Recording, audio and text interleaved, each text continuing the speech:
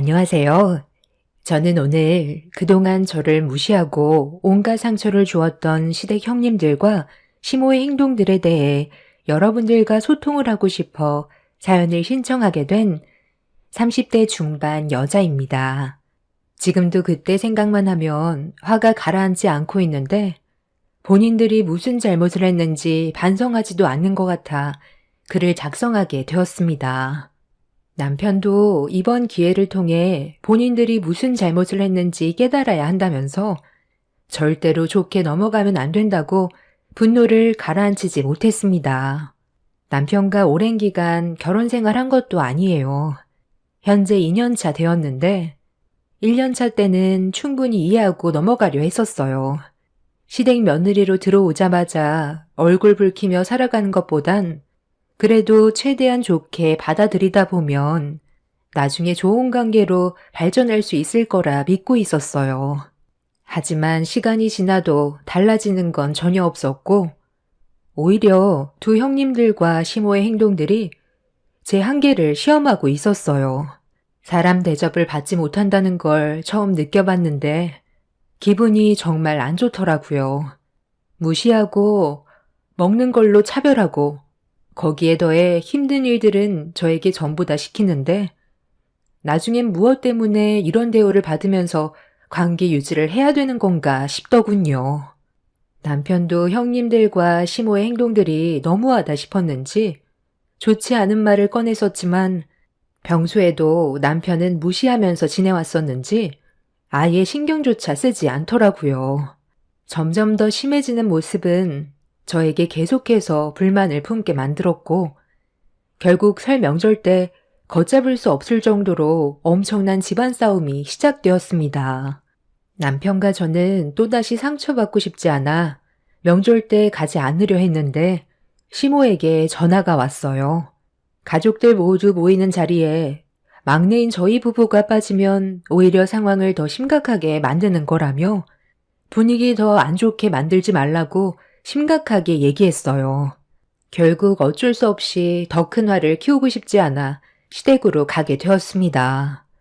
그렇게 현관문을 열고 들어가니 시댁 식구들이 시끌벅적하게 한자리에 모여 있었고 이미 한창 식사를 하고 있었어요. 시모는 저희가 들어오는 걸 보고 자리에 앉으라며 저와 남편에게 밥을 퍼줬습니다. 막내 며느리는 앉지 말고 잠깐 나 좀 따라와라. 너한테 중요한 할 말이 있거든. 아들, 너는 먼저 식사해라. 그럼 우리는 저쪽 가서 얘기 좀 할까? 내가 너를 따로 부른 이유가 뭔지 알아? 가족들 앞에서 면박 주면 너 기분 안 좋을까 봐 이쪽으로 따로 부른 거다. 아까 상의에 차려져 있는 음식들 봤지? 그거 누가 만든 거 같니? 첫째랑 둘째 며느리가 아침부터 일찍 와서 명절 음식 전부 다 만들어 놓은 거다. 네가 기분이 상했어도 기본적으로 해야 될 도리는 하고 나중에 대화로 풀면 되지. 명절날 오지 않겠다고 고집 부리면 상황이 더 안 좋아진다는 거 모르니? 너는 자리에 앉아서 숟가락만 뜨면 아침부터 고생한 첫째랑 둘째 며느리가 좋은 시선이 나오겠어? 왜 이렇게 생각 없이 행동하는 거야?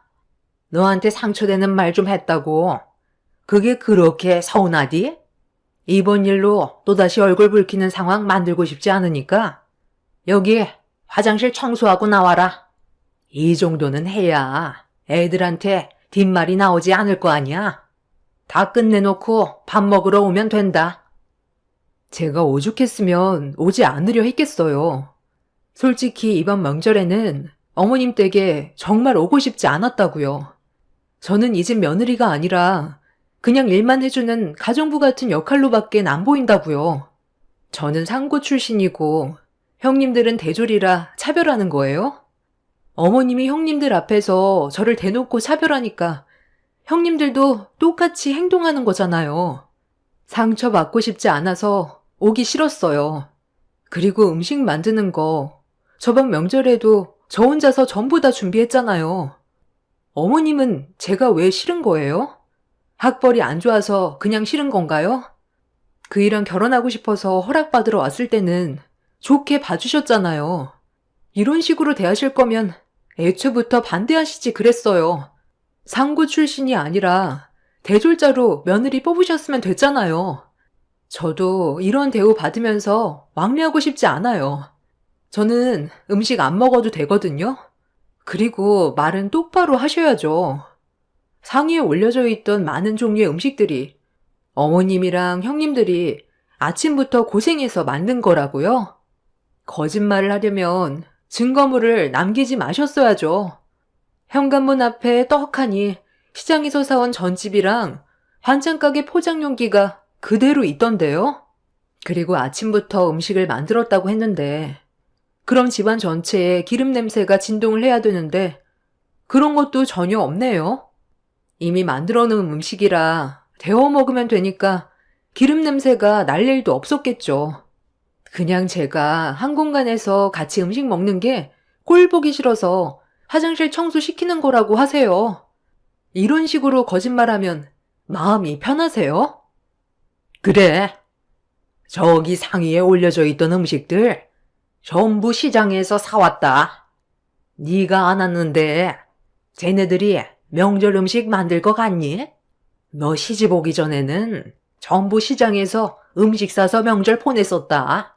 그런데 너 오고 나서 집에서 만든 명절 음식이 먹고 싶다며 막내 며느리 음식 솜씨 한번 보고 싶어 하길래 나도 네가 어느 정도로 음식을 만들 수 있는지 확인해 보고 싶어서 시킨 거였는데 그게 그렇게 화가 많이 났었니? 우리 집안 며느리로 들어왔으면 내가 시키는 걸 해야 되는 건 당연한 거다. 하기 싫으면 내 아들과 갈라서면 되는 거고 너를 받아줬으면 감사하게 생각하고 시키는 거 군말하지 않고 하면 되지. 왜 이렇게 말이 많아? 밥 먹고 싶으면 화장실 청소부터 하고 주방으로 들어와라. 그리고 내 아들한테 쓸데없는 얘기해서 모자지간 금가게 하지 말거라. 너 오기 전에는 사이가 얼마나 좋았는지 아니? 시모는 한 식탁에서 제가 같이 숟가락 뜨는 걸 싫어했고 자기 아들 얼굴 보고 싶어서 부른 거라는 걸 알 수 있었습니다. 음식 만드는 건 아예 하지도 않았으면서 거짓말을 하는 것부터 시작해서 상처되는 막말을 퍼부었을 땐 기분이 너무 안 좋았어요. 저는 시모에게 제가 왜 그렇게 싫냐고 물어보니 형님들이 상고 출신인 저를 마음에 들어하지 않아 했고 거기에 더해 능력도 좋지 않아 받아주고 싶지 않았었는데 자기 아들이 저를 너무 원해서 어쩔 수 없이 허락해 준 거라는 말을 했어요. 이런 대우 받으려고 남편과 결혼한 것도 아니었고 차라리 관계를 끊어내고 사는 게 좋을 것 같아 상대조차 하고 싶지 않아서 집으로 돌아가려 했는데 시모가 등 돌린 제 어깨를 꽉 잡더니 화장실 청소를 하지 않고 어디 가냐면서 강제로 밀어 넣었습니다. 갑작스러운 시모의 행동에 당황한 저는 남편을 부르려 했는데 이미 밖으로 나가 있었어요. 아주버님들과 차를 타고 어디론가 가려고 움직이는 것 같길래 부르려는데 시모가 제 입을 틀어 막았습니다. 오래간만에 형제들과 만났는데 방해하지 말라면서 화를 냈고 그렇게 차는 출발을 했어요. 저에게 말을 하지 않고 아주버님들과 움직였다는 게 이해되지 않았어요. 분명 저에게 말할 틈도 주지 않고 데려갔다는 걸 짐작할 수 있었고 제가 시모를 뿌리치며 거실 밖으로 나오자 대졸 형님들은 주방에서 저를 보며 음식을 먹고 있었습니다. 결국 참고 참았던 화가 머리끝까지 올라와 쌓였던 불만들이 한꺼번에 터져나왔고 저를 쳐다보던 형님들한테 화를 냈어요. 막내 동서가 화가 많이 났나 보네. 서방님은 내가 보냈어. 요 앞에 가서 술 좀 사오라고 부탁했거든. 남자들끼리 잠깐 시간 좀 보내고 천천히 오라고 했으니까 걱정하지 마. 우리 그이랑 둘째 서방님이 막내 서방님을 끌고 가듯 데려가서 동서한테 연락도 못했을 거야. 핸드폰이 여기 있거든. 동서는 우리가 우습게 보이나 봐. 좋게 말하면 알아들을 줄 알아야지. 상고 출신이라 머리 회전이 많이 느린 건가? 눈치껏 좀 행동해. 막내 동서가 지금 우리랑 겸상할 수준은 아니잖아. 어머님, 이거 어디서 산 거예요? 어머, 저도 집에 가기 전에 사서 들어가야 되겠어요. 오대갈비가 정말 맛있는데요? 이 좋은 음식을 막내 동서랑 나눠 먹긴 아깝죠?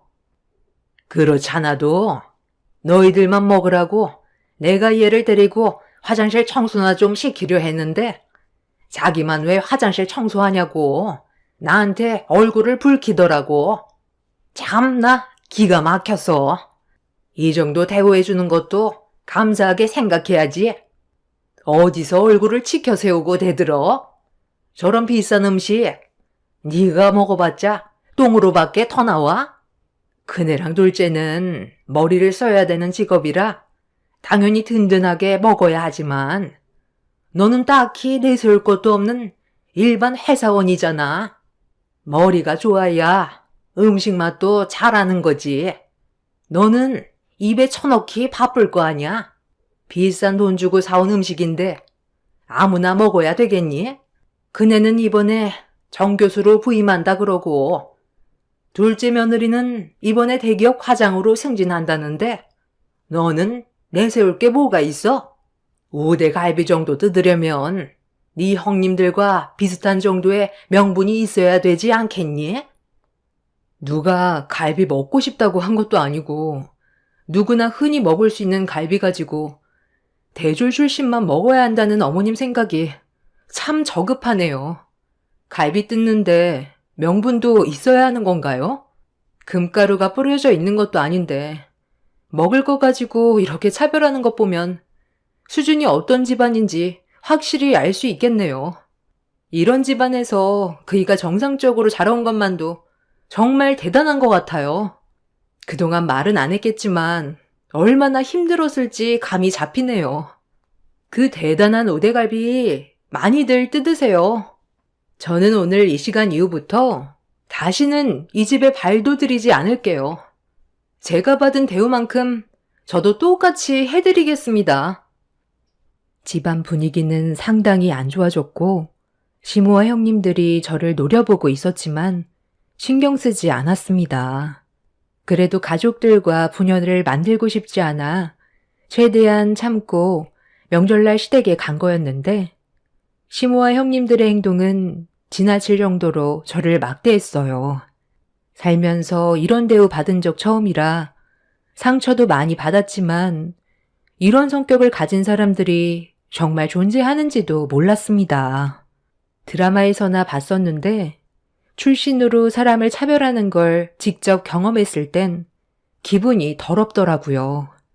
상대할 가치조차 없을 것 같아 주방 테이블 위에 올려져 있던 남편의 핸드폰을 들고 거실에 있던 짐을 챙긴 뒤 밖으로 나가려는데 제 머리 위로 우대갈비가 스쳐 현관문 쪽으로 떨어졌어요. 큰형님이 어른이 얘기하는데 어딜 가냐면서 상고 출신이라 버릇도 없는 것 같다며 가정교육을 제대로 받지 못해서 그런 거냐고 먹다 버린 우대갈비를 계속해서 저에게 사정없이 던졌습니다. 이런 상황 속에 상대해봤자 저만 더 상처받을 것 같아 무시하고 현관문을 열었는데 그 순간 날라온 우대갈비가 현관문 앞에 있던 큰 아주버님의 얼굴에 강타했어요. 아주버님들과 남편이 양손에 먹을 걸 사가지고 들어오려던 찰나 제가 현관문을 열면서 앞에 서 있던 큰 아주버님이 큰형님이 던진 팔뚝만한 우대갈비에 얼굴을 정통으로 맞게 된 거였죠. 큰 아주버님은 상당히 고통스러웠는지 그 자리에 주저앉아 양손으로 얼굴을 움켜쥐더니 비명을 지르면서 좌우로 굴러다니고 있었습니다. 큰형님은 사색이 든 얼굴로 괜찮냐며 아주버님의 얼굴을 살펴봤는데 코뼈가 부러졌는지 퉁퉁 부어선 코피를 흘리고 있었어요. 아주버님은 입안에도 피가 나는 것 같다면서 무언가를 뱉었는데 충격적이게도 입안에서 2개의 이가 떨어져 나왔습니다. 만약 제가 큰형님이 던진 우대갈비에 머리를 맞았다면 큰 사고가 났을지도 모를 정도로 심각한 상황이었죠. 그런데 큰형님이 혼자 열을 올리고 자기 분을 억누르지 못해서 우대갈비를 던져놓고서 이 모든 게 저 때문에 벌어진 일이라며 갑자기 화를 냈어요. 남편이 보는 앞에서 제 머리채를 잡아 사정없이 흔들었고 돌대가리 동서가 들어와서 집안 수준을 떨어뜨려 이런 상황이 온 거라면서 저희 남편에게 여자 보는 눈이 없어서 집안을 초토화 만들어놨다고 분노를 가라앉히지 못하고 있었어요. 저도 참을 만큼 참았던 터라 맞대응을 했는데 형님보다 제가 더 힘이 좋아서 되려 형님이 더 크게 좌우로 흔들렸습니다. 순식간에 몸싸움이 일어나자 남편은 저와 큰형님 사이를 힘겹게 떨어뜨려 놓았는데 그 순간 시모가 뒤이어 제 머리채를 잡았습니다. 인물 좋은 자기 큰아들 이가 2개나 나갔다면서 앞으로 어떻게 얼굴을 들고 다니냐며 막무가내로 행동했어요. 시모는 결혼을 반대했었을 땐 그만한 이유가 있었던 거라고 남편한테 화를 냈고 둘째 아주버님은 병원부터 가야 할 것 같다고 큰 아주버님을 부축해 응급실로 향했습니다. 제 머리를 사정없이 흔들던 큰형님과 시모는 남편이 힘겹게 떨어뜨려 놨는데도 분을 삭히지 못한 채 집안의 물건들을 저에게 사정없이 던져대고 있었어요. 아, 제발 그만 좀 해요. 이러니까 오고 싶지 않았던 거라고요. 결혼한 지 오래된 것도 아니고 이제 2년 됐는데 왜 이 사람을 못 잡아먹어서 안달인데요? 노력하는 건 안 보여요? 제가 잠깐 자리를 비웠을 때 무슨 말이 오고 갔길래 이렇게까지 감정이 격해진 거예요? 정말 평생 영 끊고 살길 바라는 거냐고요? 오늘 일은 그냥 넘어갈 순 없을 것 같아요. 형수님이 던진 우대갈비가 얼마나 큰 사고를 불러일으켰는지 보세요. 만약 이 사람 머리에 맞아서 큰 문제라도 생겼다면 형수님 인생은 무사할 줄 아세요? 원래 성격이 이렇게 더러웠어요? 요즘에 고졸대졸 출신 누가 따져요? 대졸보다 고졸이 능력 좋은 사람도 얼마나 많은데요. 형수님이 이 사람에 대해 얼마나 안다고 무시하는 거예요? 형수님보다 좋은 점도 훨씬 많다고요. 그런 더러운 성격을 가지고 정교수가 되면 그 밑에 학생들이 뭘 보고 배울지 참 암담하네요. 오늘 있었던 일들에 대해서는 절대로 조용히 넘어갈 수 없어요. 이 사람이 말려도 제가 법적 소송 진행할 거고 어머니도 똑같이 처벌받게 할 거니까 그런 줄 아세요? 제가 평생을 함께하고 싶어서 선택한 사람인데 이런 식의 대우받는 건 절대 용서할 수 없다고요. 그러니까 내가 좀 더 능력 좋은 여자 만나는 게 좋을 것 같다고 했잖아. 엄마 말 좀 들었으면 얼마나 좋아. 네가 똑바로 된 여자 선택했으면 이런 문제 없었지. 능력 좋은 여자들이 저를 거들떠나 본대요. 저부터가 보잘것없는 놈인데 어떻게 능력 좋은 여자를 만날 수가 있어요? 저는 그런 것보다 저를 진심으로 사랑해주는 사람을 원했다고요. 어머니가 이런 성격을 가지고 있으니 아버지가 그동안 살면서 스트레스 받아서 암으로 세상을 떠난 거죠. 어머니 성격을 누가 받아주겠어요? 그러니 재혼도 못하고 여지껏 혼자 늙어가는 거죠. 사람마다 살아온 환경이 다르고 삶의 목표도 다른데 본인들이 좀 더 우월하다고 해서 차별하는 건 동물보다 못한 거 아니에요? 그래서 지금 나한테 소송을 걸겠다는 거예요? 도대체 내가 뭘 잘못했길래 법적 다툼을 겪어야 하는 건데요? 막내 동서가 예 없이 행동했고 나는 어른한테 함부로 대한 행동에 대해 정당한 응징을 주려던 것 뿐이었어요. 그런데 하필 그 타이밍에 우리 그이가 현관문 앞에 있어서 피해를 본 것뿐이라고요. 형수님이 뭔데 이 사람한테 응징을 한다는 건데요. 아무리 잘못을 했다 해도 이런 식으로 행동하는 게 상식적으로 맞는 거예요? 배웠다는 사람이 머리가 그렇게 안 돌아가요? 분위기는 걷잡을 수 없이 심각해졌고 남편은 말로 하는 것보다 법적으로 대응하는 게 좋을 것 같다면서 나중에 법정에서 보자며 저를 데리고 차에 올라탔어요. 시모는 자식 새끼 힘들게 낳아서 키워봤자 아무 소용 없다며 아들이 자기를 배신했다고 땅을 치며 울분을 토해냈습니다.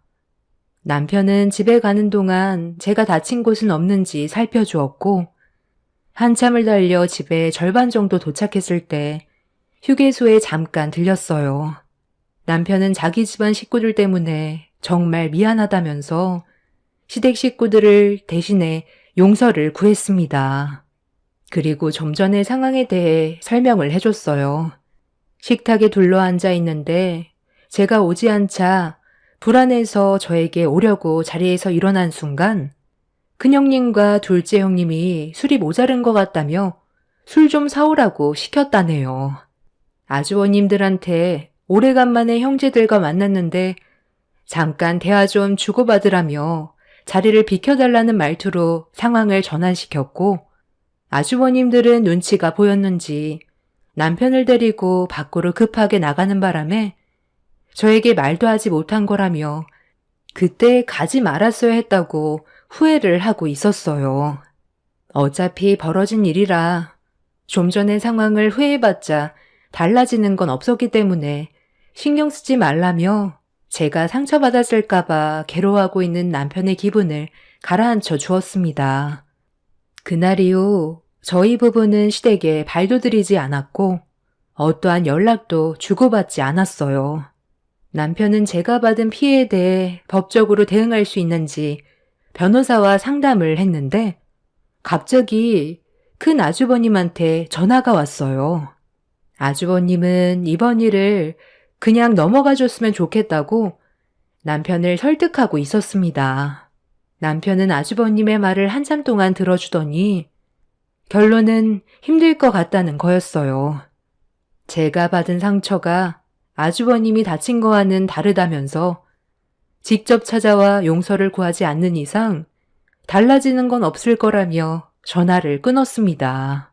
아주버님은 코뼈가 부러졌고 앞니가 2개나 떨어져 나갔었기 때문에 곧 있을 큰형님 정교수 부임 날 문제가 되지 않게 아주버님이 다친 것도 있어서 조용히 넘어가길 원하고 있었습니다.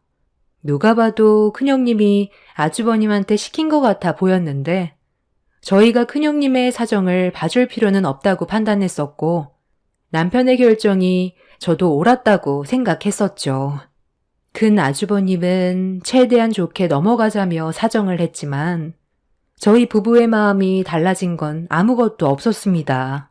그렇게 남편이 변호사와 상담을 한 결과 큰형님이 던진 우대갈비가 아주버님의 코뼈와 이가 뽑힐 정도로 저를 향해 3개 던졌다는 건 의도적으로 제가 잘못되게 하려는 행동에 충분하게 입증되기 때문에 법적으로 처벌이 가능하다는 거였고 또한 먼저 제 머리채를 잡았던 것도 추가적으로 법적 대응을 할 수 있다는 말을 들었습니다.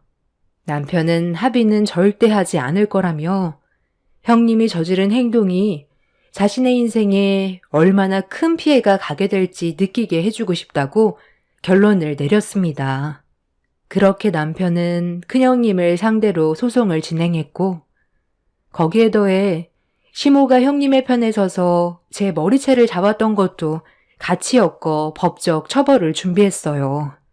이런 상황이 시댁 가족들의 귀에 들어가자 핸드폰에 불이 날 정도로 계속해서 연락이 왔지만 저희 부부는 법적으로 대응하려고 이미 마음먹었기 때문에 상대를 하지 않았습니다. 아무래도 큰형님이 정교수 부임을 하기 전에 문제가 터지면 곤란한 상황을 겪게 되는 건 당연한 거였기 때문에 저희를 설득하고 싶었겠지만 저희 부부가 워낙 완강하게 만남을 거절하고 있어서 큰형님도 난감한 상황인 듯 보였어요. 결국 형님네도 이 문제로 법적 대응을 하기 위한 준비를 시작했습니다. 저는 큰형님이 잘못한 걸 인정하고 저에게 직접 찾아와 전에 있었던 일들에 대해 진심으로 풀어가려고 노력했다면 더는 상황을 악화시키지 않으려 했어요. 그런데 본인도 교수 입장에서 상고 출신인 저에게 머리를 굽히고 싶진 않았는지 자존심을 내세웠고 법적 대응을 준비하는 모습이 참 어리석게 느껴졌습니다. 그렇게 각자의 주장을 내세우며 법적 공방이 오고 갔는데 결론적으로 저희가 상당히 유리한 위치에 있었어요. 하지만 형님이 범죄 이력이 없는 걸 참작해 일방적으로 형님이 먼저 저지른 행동이었음에도 법정에선 집행유예를 선고했고 기분이 좋지는 않았습니다. 판사의 재량이긴 하나 아주버님이 다쳤다 해도 만약 제가 큰 사고를 겪게 됐을 수도 있었던 건데 결론적으로 제가 받은 피해는 크게 없었고 가족들 간의 싸움이라 정신적 피해 보상금은 받을 수 있었지만 집행유예로 끝난다는 게 마음에 걸렸었죠. 그래도 이번 일을 통해 본인이 느끼는 게 있길 바라고 있었는데 큰형님과 시모는 집안 창피하게 법적으로 소송을 걸었던 거에 대해 상당히 안 좋게 보고 있었고 이번 일로 평생 동안 얼굴을 안 보고 지내기로 결정을 내리게 되었네요. 그런데 큰형님이 법정에 섰다는 거에 기분이 상당히 안 좋았는지 정 교수 부임날 또 다른 사건이 터지게 되었습니다. 아침에 출근을 하고 있었는데 평소에는 차가 막히지 않는 곳인데 그날따라 교통량이 많은 건지 차가 많이 막히더라고요. 어느 정도 예상은 했었지만 교통사고가 났었는지 차량 한 대가 도로를 막고 서 있는데 거기에 서 있는 사람이 누군가와 전화통화를 하고 있었어요. 멀리에서 잘 보이지 않았었는데 차량들이 천천히 빠져나가면서 제가 사고 현장 앞에 지나치는 순간 전화통화하는 사람의 얼굴을 확인하게 되었고 얼굴을 붉히며 전화로 누군가에게 짜증을 내고 있었습니다. 사고가 난 사람은 다름 아닌 큰형님이었어요. 그날이 정 교수 부임날이라고 알고 있었는데 대학교를 가던 도중에 횡단보도를 건너는 사람과 접촉 사고가 난 것 같아 보였습니다. 혹시라도 제 얼굴을 보게 될까봐 창문을 올렸고 정체가 되어 있는 상태에서 큰형님의 모습을 보게 되었습니다. 저기요, 크게 다친 것도 없는 것 같은데 일단 사고 처리는 나중에 하면 안 될까요? 제가 오늘 정 교수 부임날이라 시간이 많이 없거든요. 아, 네? 크게 다친 곳이 없다뇨. 지금 다리가 움직이지 않는다고요. 눈을 어디다 두고 운전하는 거예요? 횡단보도 청색 신호인 거 못 보셨어요? 그리고 지금 이대로 가면 뺑소니인 거 아시죠? 사고를 유발했으면 끝까지 책임은 지셔야죠. 지금 교수 부임이 중요한 거예요? 제가 죽을 수도 있었다고요. 저기 학생, 어디 대학생이야? 우리 학교면 내가 앞으로 신경 잘 써주면 되잖아. 왜 이렇게 말을 못 알아들어? 나중에 처리해준다니까. 연락처 주면 되는 거 아니야? 일단 이거 받아. 이걸로 대충 치료하고 있어. 나중에 보험사에서 연락할 거야. 아침부터 바빠 죽겠는데 재수없게 튀어나오면 어떡해? 저기요. 건너는 신호니까 건넌 것 뿐이잖아요. 그리고 지금 저한테 돈을 던진 거예요? 제가 거지예요? 사고를 냈으면 먼저 용서를 구해야 되는 게 먼저 아니에요? 용서는 무슨? 내가 죽을 죄를 지은 것도 아니잖아. 나 지금 바쁘니까 나중에 연락해. 요즘 애들은 왜 이렇게 개념이 없어? 너 같은 게 나라를 말아먹는 거야. 너 혹시 이런 식으로 남의 돈 뜯어먹으면서 생활하는 거 아니니? 딱 봐도 거짓골에 못 사는 집안 같은데 먹고 살기 힘드니까 외제차 골라서 들이댄 거 아니냐고. 왜? 한몫 단단히 챙기려고?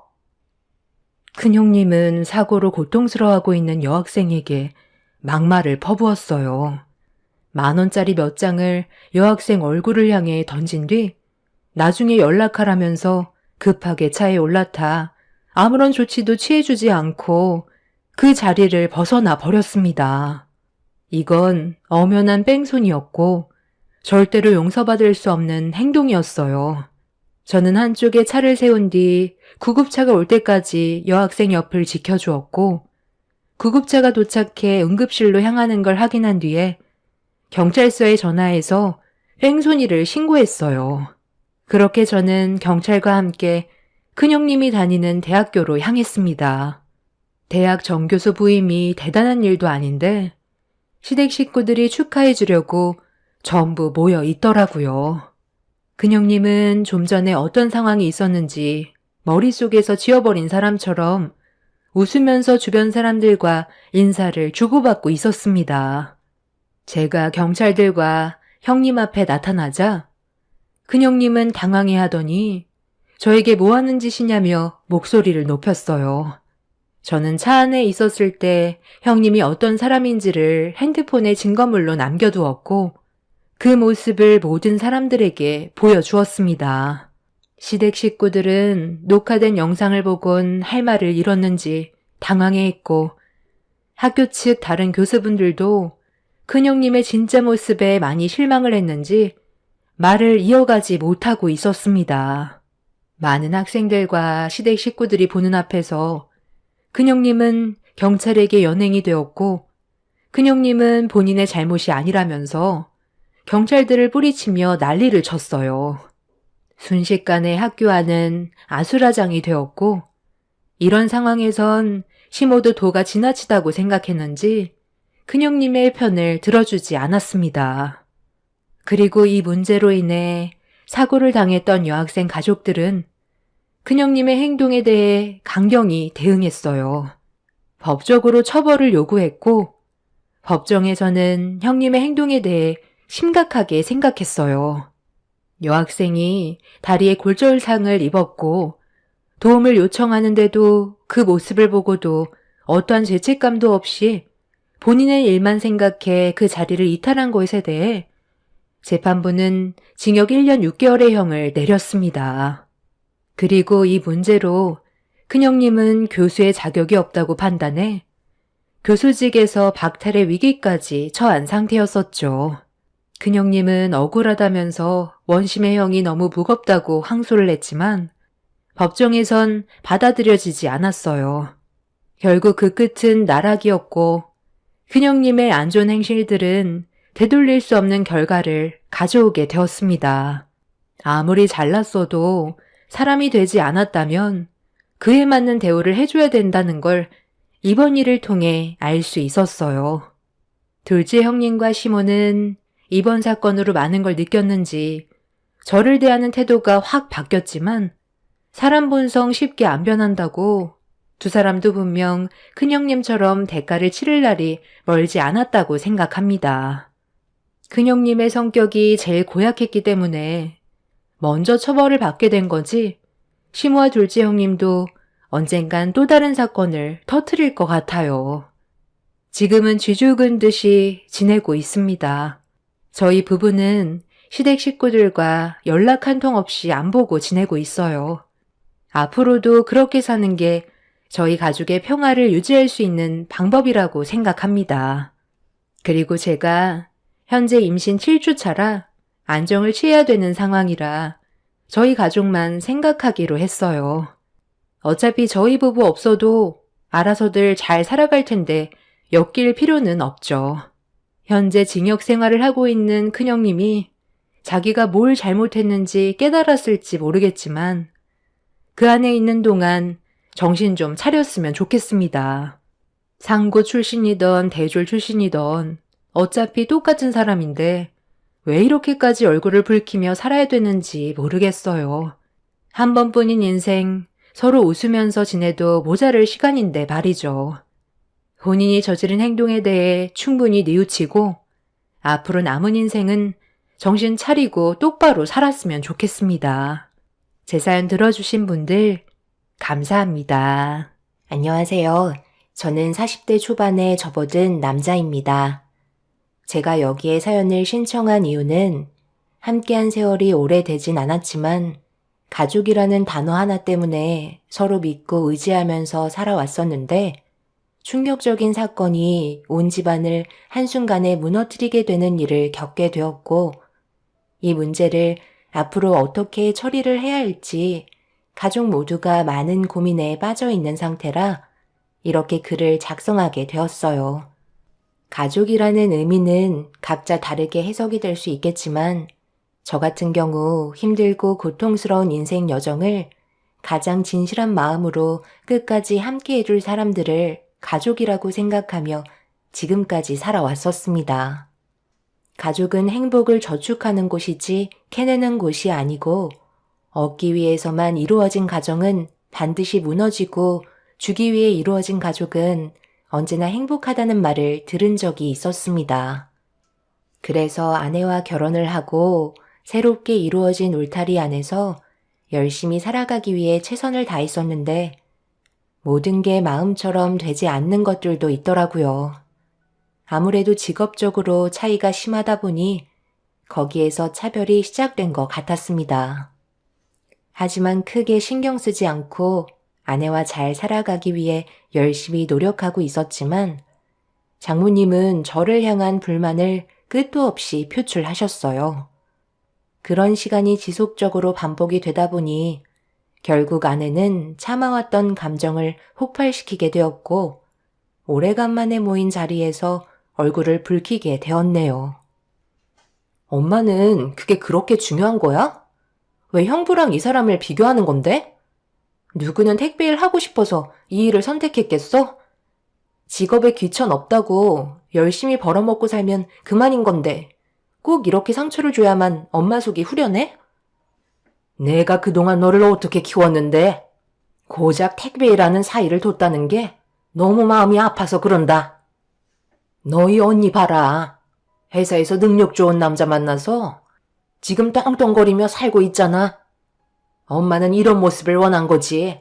택배 일이 밀려서 너까지 부수적으로 택배 나르는 일을 내 두 눈으로 봐야만 하는 거니? 그런 일 하라고 내가 너를 낳았는 줄 알아? 이 사람이 물량이 너무 많으니까 그래서 퇴근하고 좀 도와준 것뿐인데 그게 잘못된 건 아니잖아요. 빨리 끝내고 같이 저녁 먹으면 그게 훨씬 더 좋은 거 아닌가요? 저희도 다 생각해서 열심히 살아가고 있는 거라고요. 한 번만이라도 이 사람한테 좋은 말 해주실 수 없는 거예요? 이런 식으로 계속 감정 싸움 하다가는 결국 엄마는 저랑 끝이 안 좋을 수밖에 없어요. 그러니까 애초에 시작을 잘했어야지. 내가 뭐라고 그랬어? 너도 적지 않은 나이니까 신중해야 된다고 몇 번이나 말했었는데 엄마 말 안 들었으니 당연히 욕 말고 돌아온 게 있겠니? 언니가 주변에 알고 있는 사람 소개해준다고 몇 번이나 말했었는데 만나볼 생각도 하지 않더니 결국 이런 대우를 받는 거잖아. 더군다나 정규직도 아니고 무기 계약직이라며? 그러니 엄마가 마음에 안 들어 하는 건 당연한 거야. 제보 미안해요. 우리 입장도 생각해줘야 되는 거 알죠? 네, 그렇죠. 이해합니다. 제가 배운 것도 없고 할 줄 아는 게 택배 일밖에 없어서 지금까지 땀 흘리며 열심히 일해왔지만 많이 부족한 거 알고 있습니다. 앞으로 더 노력하는 모습 보여드릴 테니 이 사람한테 상처되는 말은 자제해 주시길 부탁드릴게요. 저가 식구들은 택배일 하는 저를 마음에 들어하지 않았어요. 그래도 제가 오랫동안 해왔던 일이고 단 한 번도 부끄럽다고 생각해 본 적 없었기 때문에 시간이 지나면 좋은 면도 봐주실 거라 믿고 있었죠. 비록 식사 자리가 좋게 마무리되진 않았지만 앞으로 한두 번 얼굴 볼 사이도 아니고 저까지 서운한 감정을 표현한다면 집안 분위기는 정상적으로 회복될 수 없다는 걸 아내도 알고 있었기 때문에 더 큰 화를 키우진 않았습니다. 그날 좋은 자리를 만들 수는 없었지만 그래도 계속해서 얼굴 도장 찍은 걸로 만족했고 화를 가라앉히지 못하던 아내는 집으로 돌아와서도 스트레스를 많이 받았는지 쉽게 잠을 청하지 못하고 있었어요. 솔직히 그날 처음으로 택배 일을 하던 제 자신이 너무 한심스러웠습니다. 아내를 만난 건 평생 후회하지 않을 만큼 잘한 선택이었지만 저도 형님처럼 좋은 대기업 임원 위치에 있었다면 아마 대우가 달라졌겠죠. 그런 상상을 하게 되니 처음으로 직업에 대한 부끄러움을 느끼게 되었습니다. 아내는 한참 동안 침대에서 뒤척이다가 결국 저에게 고민을 털어놨어요. 내가 죽을 신용까지 해서 당신이랑 겨우 결혼했는데 그때는 나한테 2번 다시 상처 주지 않겠다며 약속하시더니 결국 하나도 지켜진 게 없었어. 그래서 나도 더 이상 엄마 얼굴 보고 싶지 않아. 어차피 당신이랑 친정에 가봤자 돌아오는 건 상처와 욕밖에 더 있어? 그동안 살면서 엄마 성격 잘 아는데 절대 그 고집 꺾을 수가 없어. 그냥 우리만 신경 쓰는 게 좋겠어. 그렇게 되면 내가 당신한테 입김 넣었다고 생각하실 거 아니야. 장인 장모님께서 내가 많이 부족하다고 느끼고 계시는데 그런 행동을 하면 할수록 내 이미지만 점점 나빠진다고. 오늘 당신이 받은 상처 나도 잘 알고 있어. 하지만 결혼을 했으면 당연히 장인 장모님을 챙겨야 하는 건 변함없는 거야. 나도 법적으로 가족 구성원이 된 건데 더 큰 불화를 만드는 건 자기 무덤을 파는 건데 굳이 그렇게까지 할 필요는 없는 것 같아. 노력하면 장인 장모님께서도 인정해 주시는 날이 오겠지. 이런 게 인생 사는 맛 아니겠소? 분명 나한테도 마음에 드는 점이 있으실 거야. 그때까지 기다려보자.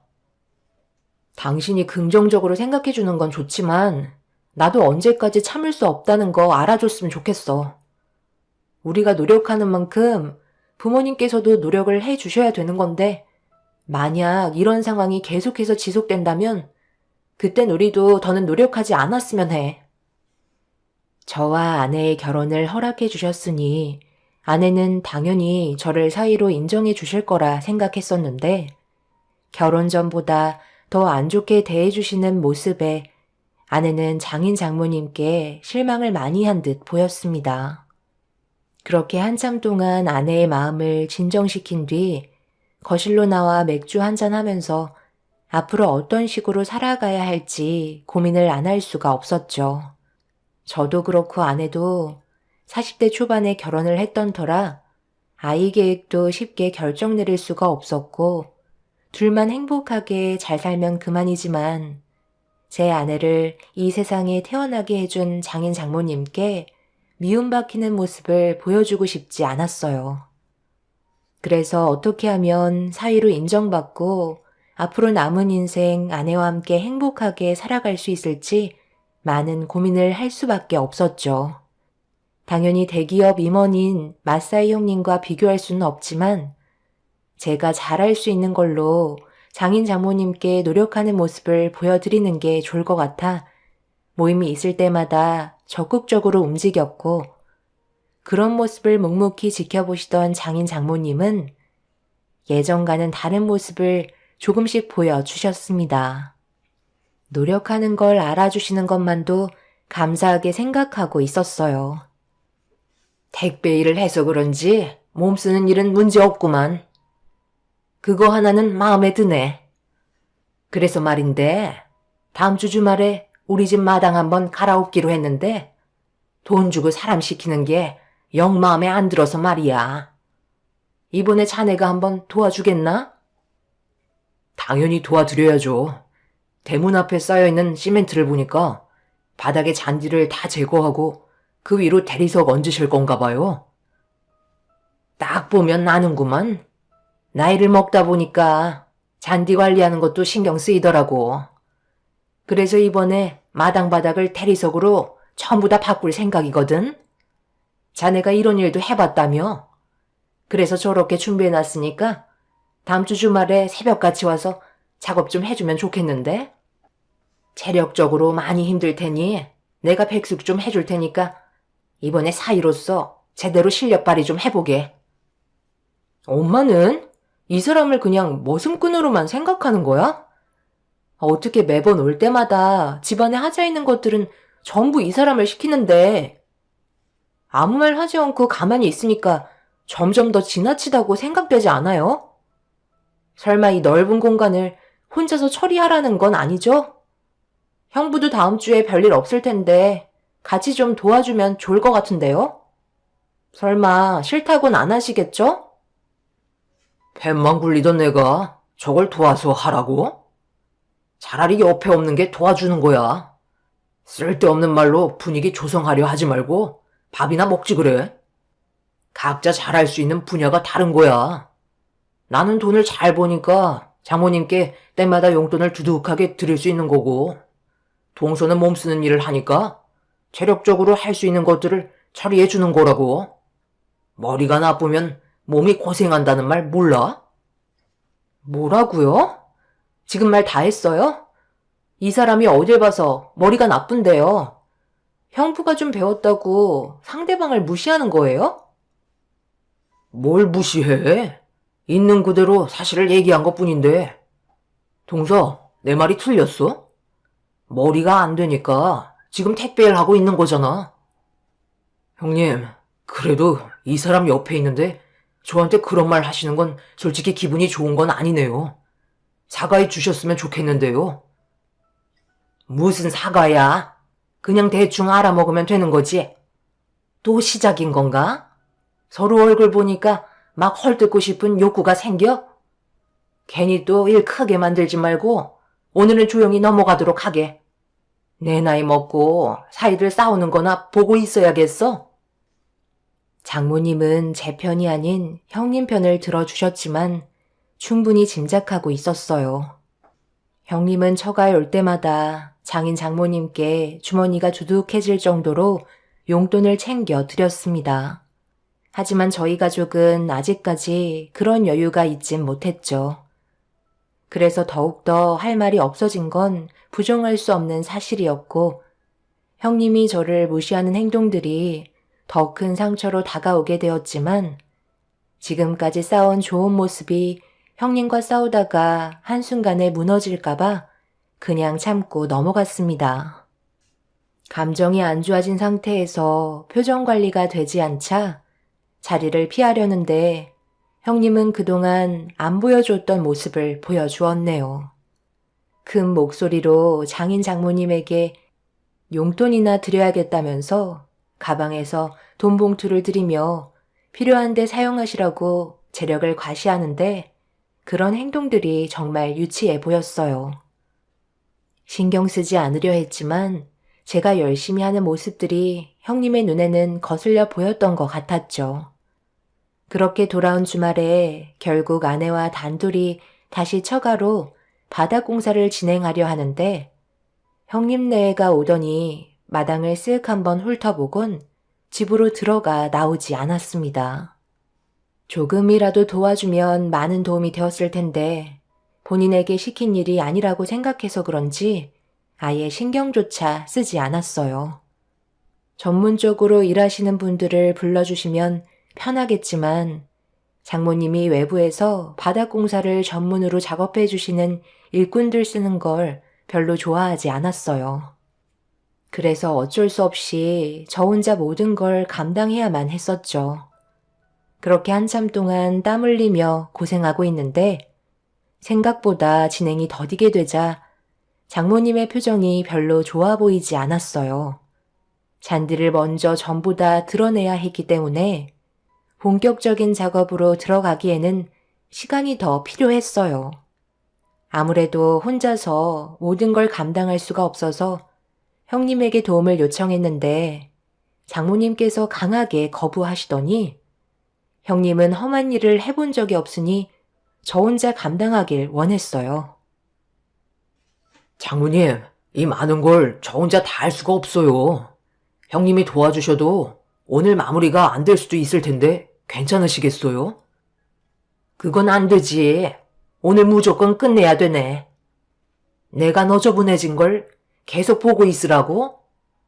지난주에는 그렇게 다 할 것 같다며. 막상 해보니까 작업이 쉽지가 않을 것 같아요. 차라리 전문적으로 일해줄 수 있는 사람들의 도움을 받는 게 좋겠어요. 내가 예전에도 몇 번 일꾼들 시켜봤지만 시간만 때우면서 최대한 늦게 일 처리해주는데 얼마나 속 터졌는지 아나? 어떻게든 늦게 끝내서 일당 받아먹으려는 속셈이 눈에 훤히 보이는데 그걸 또 겪으라고? 그냥 자네 혼자 후딱 끝내게. 엄마, 잔디부터 전부 다 드러내야 하는데 그럼 이거라도 형부한테 도와달라고 얘기 좀 해보세요. 이럴 때 사이 도움받을 수 있는 건데 그걸 왜 눈치 보는 거예요? 이 사람은 막 부려먹어도 되고 형부는 매번 용돈 주니까 괜히 감정 상하게 했다가 돈줄 끊기게 될까봐 불안하세요? 어떻게 매번 몸쓰는 일만 이 사람 시키는 건데요? 홍서방이 그래도 이론적으로 일을 잘하니까 믿음이 가서 그런 거지. 뭘 그거 가지고 화를 내는 거야? 그래서 하기 싫다는 건가? 지난주에는 할 수 있겠다고 자신만만해 하더니 이제 와서 딴소리야? 됐네. 필요 없으니까 이제 그만하게. 오님, 잠시 드릴 말씀이 있는데 잠시 저와 대화 좀 하실까요? 곰곰이 생각해봤는데요. 아무래도 동서 혼자 힘들 것 같네요. 제가 얘기할 때는 한마디도 들으려 하지 않던 장모님이 형님이 하는 말을 무조건 따르더니 결국 바닥 공사를 해줄 수 있는 일꾼들에게 도움을 받았고 제가 그동안 노력했던 건 한순간에 무너지고 말았습니다. 장모님은 저에게 능력 부족이라며 일꾼들 방해하지 말고 공사하는 데서 나오라고 화를 내셨습니다. 저는 장모님의 행동을 이해할 수가 없었어요. 제가 얘기할 때는 조금도 들어주려 하지 않았으면서 형님의 한마디에 무조건 신뢰하는 장모님의 모습이 너무 서운하게 다가왔습니다. 결국 저는 아무런 도움도 드리지 못한 채 현장에서 멍하니 서 있는데 저 옆으로 형님이 다가오더니 한마디 하더라고요. 기본적으로 배운 사람들이 얘기하는 걸 더 신뢰하기 때문에 제가 얘기하는 걸 장모는 불안해한 것뿐이라며 확실하게 끝낼 수 있는 전문 일꾼으로 돈을 썼으니 그만 집으로 돌아가라는 말을 아무렇지도 않게 꺼내더군요. 저 없이도 모든 건 돈으로 해결할 수 있다는 걸 보여주기 위해 때를 기다린 것 같아 보였죠. 삽 하나로 애를 먹던 저와 다르게 전문 장비로 많은 사람들이 달라붙어 일을 하니 순식간에 일처리가 진행이 되었고 장모님은 맞사이가 알아본 업체라서 그런지 믿음이 간다고 흡족해 하셨습니다. 그날 저는 아무것도 하지 못한 능력 없는 사이로 장모님의 눈에 인식이 되고 말았어요. 그리고 형님은 장모님께 좋은 모습을 보여드릴 수 있었죠. 기운이 빠져버린 저를 본 아내가 위로를 해주었지만 한번 상해버린 기분은 쉽게 회복이 되지 않았습니다. 그렇게 저녁이 되고 일꾼들이 모든 작업을 끝낸 뒤 형님은 그에 따른 금액을 지불하고 집으로 들어갔어요. 그래서 저희 부부도 그 뒤를 따라 들어갔죠. 장모님은 형님에게 고생 많았다며 백숙을 떡하니 내어주셨습니다. 엄마, 우리는 왜 백숙 안 줘요? 이제는 먹는 걸로 차별하는 거예요? 이 사람 아침부터 고생한 거 알잖아요. 아침부터 일찍 와서 혼자 삽질한 거 나도 알지. 그런데 결국 외부 도움 받았잖니? 말로는 혼자서 다 할 것처럼 얘기하더니 결국 아무것도 하지 못하고 빗자루질만 했잖아? 큰 사이 아니었으면 오늘 일이 끝났겠어? 이래서 사람은 머리를 써야 되는 거야. 이 사람이 먼저 전문적인 사람들한테 도움받자고 했는데 전혀 들어주려 하지 않았잖아. 애초부터 엄마가 말도 안 되는 조건을 내미셨으면서 어떻게 형부한테만 백숙을 내어줄 수 있어요? 모두가 함께 고생한 거 몰라요? 먹고 싶으면 너희들이 알아서 퍼먹으면 되잖니? 손이 없는 것도 아닌데 내가 퍼주길 바라는 거야? 시간도 늦었으니까 대충 먹고 빨리 들어가라.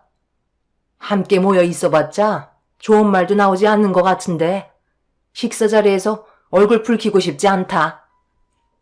지금 이걸 저희 보고 먹으라는 거예요? 거지도 이런 건 안 먹겠어요. 닭은 하나도 없고 바닥밖에 안 보이는데 뭘 먹으라는 거예요? 엄마 정말 유치하게 왜 그래요? 처음부터 이 사람이 마음에 들지 않았던 것 뿐이잖아요. 벗어 나눠주다 보니까 그렇게 된 걸 어쩌겠니? 뭐라도 먹고 가고 싶으면 라면 몇 개 있으니까 그거라도 끓여 먹던지. 장모님이 라면이나 먹고 가라는 한마디에 너무 서운했던 저는 더 이상 아무 말도 하지 않은 채 처가댁에서 나와 버렸어요. 그동안 노력했던 건 아무 소용이 없다는 걸 알게 되었죠.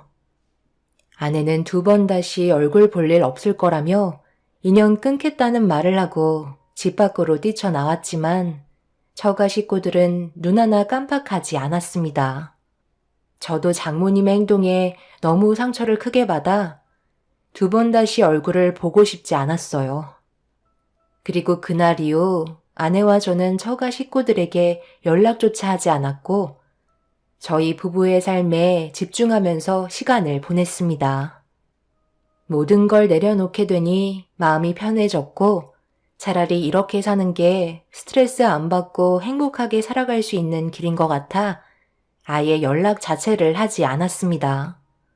그렇게 1년의 반이 지나가는 동안 처가 식구들에게도 연락이 오지 않았는데 바쁘게 택배 일을 하던 어느 날 장모님한테 전화가 왔습니다. 받지 않으려 했지만 쉬지 않고 계속 전화를 하시는 바람에 어쩔 수 없이 전화를 받게 되었었죠. 장모님은 저에게 한마디 하셨어요. 그동안 연락 한 통 없이 지내니까 기분이 좋던가? 어떻게 일을 이런 식으로 끌고 갈 수가 있는 거야? 가족이란 게 뭔가? 아무리 큰 잘못을 했어도 시간이 지나면 용서해 주는 게 가족 아니겠어? 저번 일은 나도 어느 정도 잘못한 것 같아서 계속 신경이 쓰이긴 했는데 어떤 식으로 접근을 해야 할지 몰라 그동안 연락을 못하고 있었네. 그런데 이번에 우리 집에서 모두가 모이기로 했거든? 그냥 간단하게 한 끼 먹기로 했으니까 자네도 미정이랑 내려오게. 이것저것 해야 할 일들이 몇 가지 있으니까 새벽에 일찍 와야 되네. 내가 먼저 손을 내밀었으니 꼭 와줄 거라 믿고 있겠네. 홍서방이 내 딸 설득해서 같이 와주길 바라네. 서로 안 좋았던 감정 좋게 풀고 다시 좋은 관계 유지해 나가면 좋지 않겠나?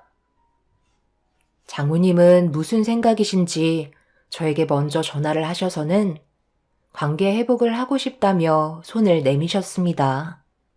이런 적이 처음이라 많이 당황스럽기도 했었고 장모님 입에서 홍서방이라는 말을 꺼내시면서 좋게 풀고 싶다는 말에 어느 정도 시간이 지나서 그런지 고민을 하게 되더라고요.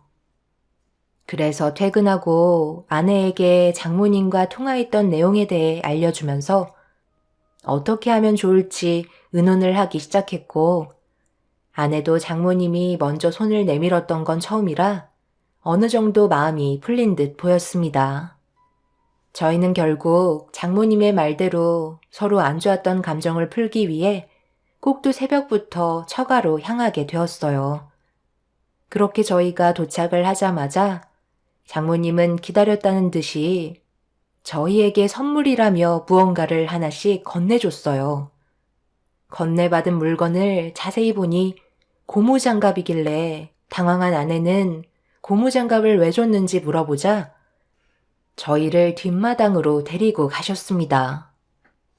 그리고 눈앞에 펼쳐진 광경은 충격적이었고 아무 말도 나오지 않았네요. 장모님이 저희를 부른 건 다름 아닌 김장 때문에 일손이 모자랄까봐 일 시켜 먹으려고 부른 거였습니다. 아내는 고무장갑을 바닥으로 던지면서 저에게 집으로 돌아가자며 화를 냈어요.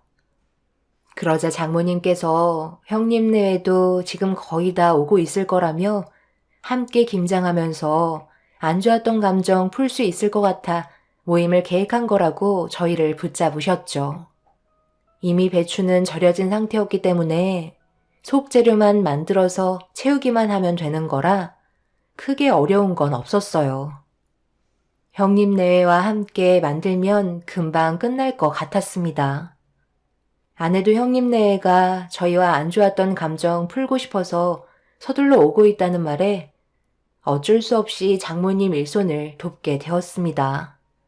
그렇게 꼭두 새벽부터 장모님의 지시대로 바삐 움직이고 있는데 시간이 지나도 형님네가 오지 않고 있더라고요. 그래서 아내가 언제 오냐며 장모님께 물어보자 중간에 통화를 하셨는지 오는 도중 차가 멈춰서 잠깐 카센터에 들렸다고 시간이 걸린다는 말에 일단 저희는 묵묵히 김장을 담그게 되었죠. 결국 한참의 시간이 지나고 늦은 오후가 되어서야 김장을 끝낼 수 있게 되었고 전부 다 통에 담아둔 뒤 저녁 준비를 하는 사이 그제서야 형님네가 처가에 도착을 했습니다.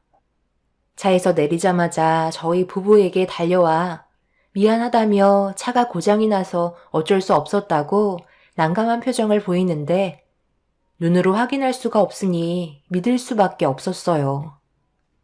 그런데 장모님이 마당 한편에 쌓아둔 김치통을 형님 차에 실으라며 지시를 하길래 얼마나 실으면 되냐고 여쭤본 순간 저희 부부는 기분이 상하고 말았습니다.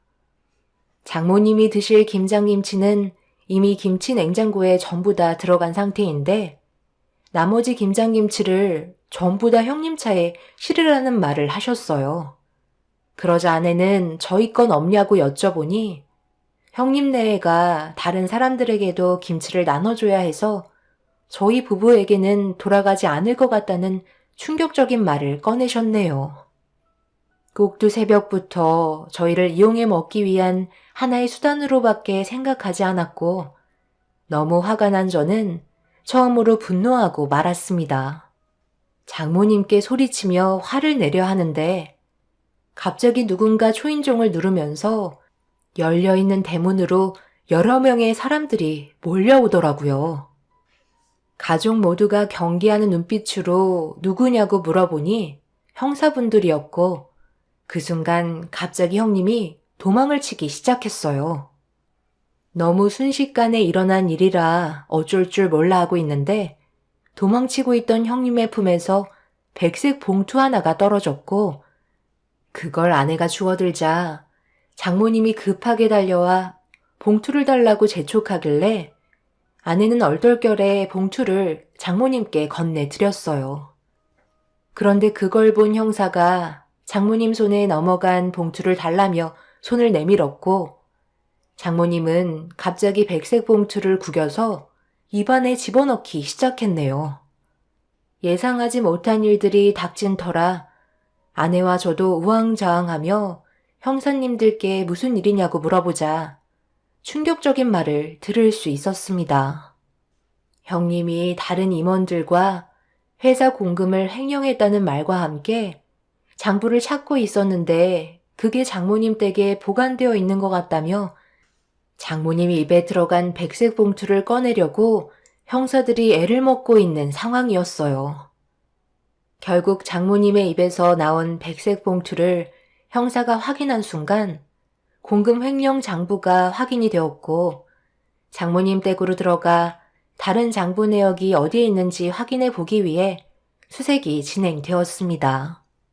매달 장모님께 백색 봉투를 건네드렸던 건 회사 자금 횡령 장부를 보관해주는 대가로 어느 정도의 금액을 지속적으로 받아온 것 같았어요.